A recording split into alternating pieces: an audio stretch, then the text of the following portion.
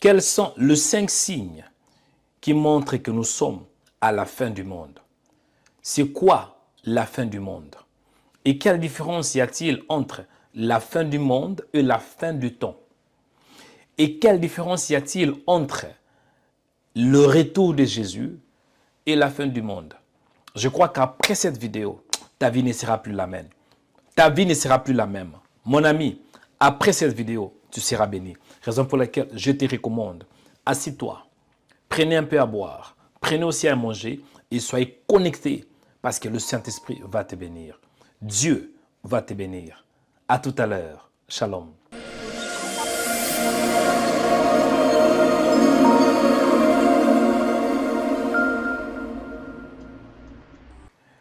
Bien-aimé, que le Seigneur vous bénisse abondamment.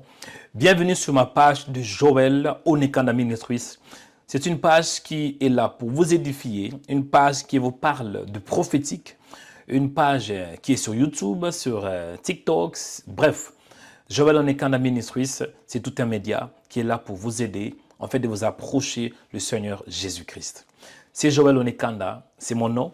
Je suis votre frère dans le Seigneur. Et aujourd'hui, par la grâce de Dieu, nous allons décoller et nous allons apprendre pas mal de choses. Aujourd'hui, c'est le prophétique. Et je vais entrer un peu dans la profondeur pour savoir un peu quels sont les signes qui montrent que nous sommes à la fin du monde. Avant que je commence, c'est que le Seigneur m'a mis à cœur. Commencez tout d'abord de t'abonner. Si tu ne l'es pas encore, tu n'es pas encore abonné, cliquez sur la cloche s'abonner. C'est alors que tu vas recevoir des notifications chaque fois que je vais publier une nouvelle vidéo. Minimum une fois par semaine, je fais des publications. Donc, si tu es abonné sur ma page de Joël Onekanda sur YouTube, tu ne vas rien manquer. Abonne-toi sur ma page YouTube Joël Onekanda. À part Joël Onekanda sur YouTube, il y a aussi Joël Onekanda Ministries sur Facebook.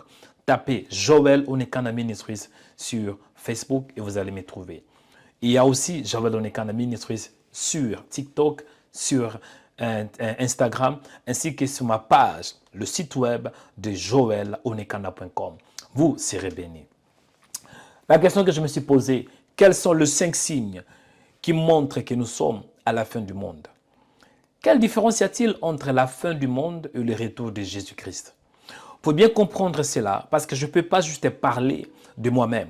Je dois m'appuyer dans ce que dit le Saintes Écritures. En d'autres termes, ce que dit la parole de Dieu.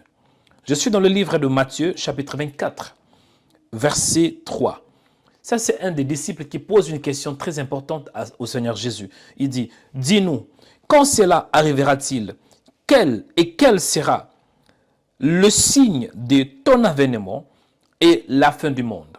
Dans ce contexte, comprenez que Jésus était en train de marcher et il y avait le disciple qui voyait la grandeur du temple de Jérusalem.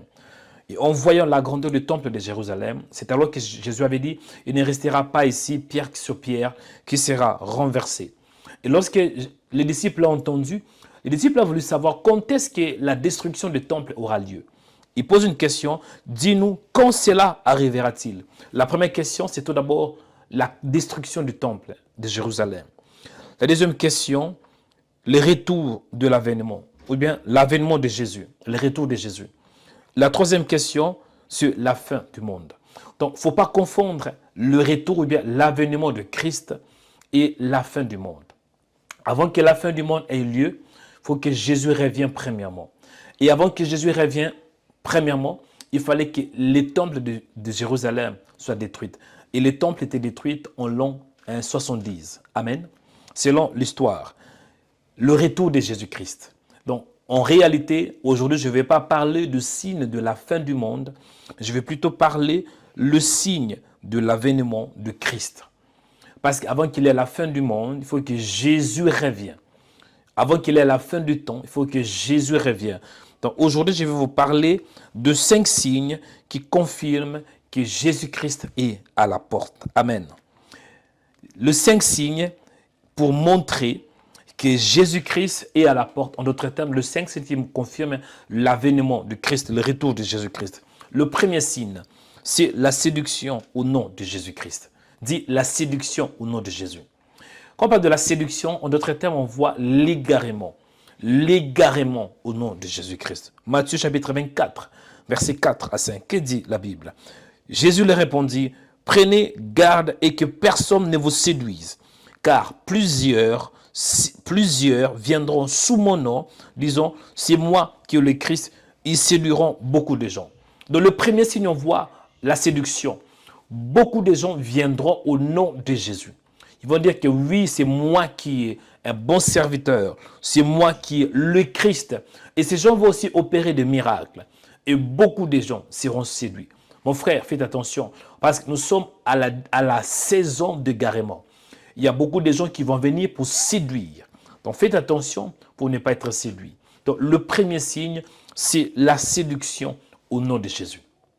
Cette séduction viendra au nom de Jésus. Parce que ces gens vont utiliser le nom de Jésus comme prétexte afin de séduire et de garer beaucoup d'âmes. Le deuxième signe qui montre que nous sommes à la fin, ou bien nous sommes en train de nous approcher vers l'avènement de Christ Jésus. Les guerres et de menaces de guerre. Le deuxième signe, c'est les guerres et de menaces de guerre. Matthieu chapitre 24, verset 6. Vous entendrez parler de guerre et de menaces de guerre.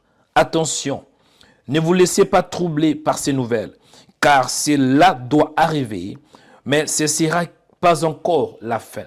Amen. Vous entendrez parler de guerre et de menaces de guerre. En fait, depuis le début, depuis l'ancien temps, depuis le temps passé, il y a eu toujours des guerres et de menaces de guerre. Mais vous allez voir, l'intensité, ce n'est pas pareil. Ces derniers temps, il y a l'intensité.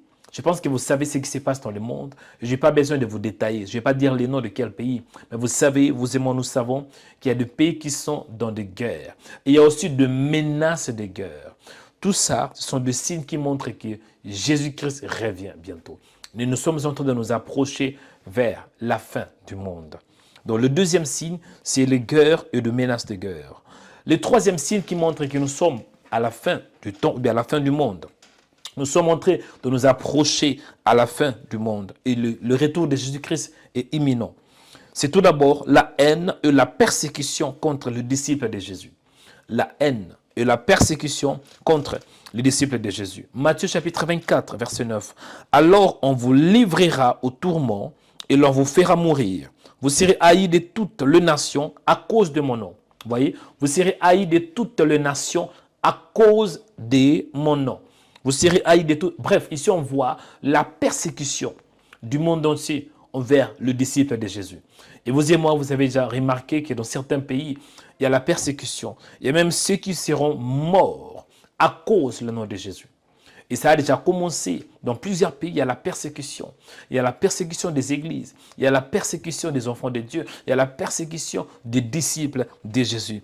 Et la persécution dont je parle, c'est aussi un signe que nous sommes en train de nous approcher à la fin du monde. Donc la haine et la persécution, il y a aussi la haine en fait. La haine, juste parce que tu es chrétien, les gens vont t'haïr. Juste parce que tu as le Saint-Esprit, tu seras haï. Jésus était haï par des pharisiens, des scribes et des sadducéens. Donc si Jésus était haï, c'est que nous aussi, nous allons subir la même chose. Quatrième signe qui montre que nous sommes à la fin du monde, mais nous sommes en train de nous approcher de la fin du monde. Le quatrième signe, on voit plusieurs faux prophètes. Le faux prophète, dit les faux prophètes. Matthieu chapitre 24, verset 11. Plusieurs faux prophètes se lèveront et séduiront beaucoup de gens. Quand on parle de faux prophètes, comprenez tout d'abord le contexte.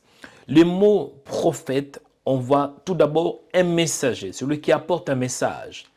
Deuxièmement, le mot prophète, c'est aussi un ministère, un prophète, tant que ministre. Dans ce contexte, on nous parle plus de faux messages. Parce qu'un prophète, il est celui qui apporte un message. Aujourd'hui, il y a beaucoup de faux messagers. Ils viennent au nom de Jésus-Christ pour égarer. Ils ont l'objectif, c'est de séduire, de garer. Amen. Et en ces jours, chers chrétiens, faites attention envers certains messages. En face de certains messages que vous écoutez. Il y a des messages qui vont vous conduire tout droit à l'enfer. Ma prière est que Dieu vous garde contre de faux prophètes. Amen. Cinquième signe qui montre que nous sommes en train de nous approcher à la fin du monde. En d'autres termes, nous sommes en train de nous approcher pour le retour imminent de Jésus de Nazareth. Le cinquième signe, c'est la bonne nouvelle, la propagation, la proclamation de la bonne nouvelle dans le monde. Matthieu chapitre 24, verset 13. Cette bonne nouvelle du royaume sera proclamée dans le monde entier pour servir de témoignage à toutes les nations. Amen. Donc, quand vous entendez le nom de Jésus-Christ dans des télés, dans des réseaux sociaux, sur la roue, sur des roues, dans des rues, et parfois même on est en train de conduire la voiture, on voit quelqu'un qui parle de Jésus. Ce sont des signes que Jésus-Christ revient et nous sommes en train de nous approcher la fin du monde. Voici un peu ce que Dieu m'a mis à cœur, le signe qui montre que nous sommes et que la fin du monde est proche. Le 5 signes qui montrent que la fin du monde est proche. Le premier signe, c'est la séduction au nom de Jésus-Christ de Nazareth. Le deuxième signe, c'est les guerres et les menaces de guerre. Le troisième signe, c'est plusieurs faux prophètes qui s'élèvent. Le quatrième signe, on voit, le troisième signe, c'était la haine et la persécution contre les disciples de Jésus. Le quatrième signe, c'était le faux prophète. Et le cinquième signe, c'était la proclamation de la bonne nouvelle de Jésus de Nazareth. Bien-aimés dans le Seigneur, j'espère que vous étiez édifiés. Ce que nous devons faire en face de tous ces signes, c'est de nous préparer pour le retour de Jésus. C'est de croire que Jésus est le Fils de Dieu. De croire que Jésus était mort et ressuscité pour que nous puissions avoir la vie éternelle. Et de croire aussi que Jésus revient pour nous prendre, en fait de nous préparer. C'est important de se préparer dans la pureté, dans la sainteté et être aussi dans la vraie doctrine, les enseignements des apôtres ainsi que des prophètes. Avant de clôturer l'émission d'aujourd'hui, aimez la vidéo, partagez-la et laissez un commentaire. Je voulais savoir de quel pays vous nous suivez. Si vous êtes connecté depuis la France, laissez un commentaire. Amen. Et surtout, vous n'êtes pas encore abonné, cliquez sur la cloche s'abonner. C'est alors que vous allez recevoir des notifications chaque fois que nous serons en direct. Amen. Mais chaque fois que je vais publier une nouvelle vidéo. Bénédiction sur vous. Merci à vous tous, vous qui êtes connectés, vous qui suivez Joël Onekanda Ministries. Que Dieu vous bénisse. Shalom.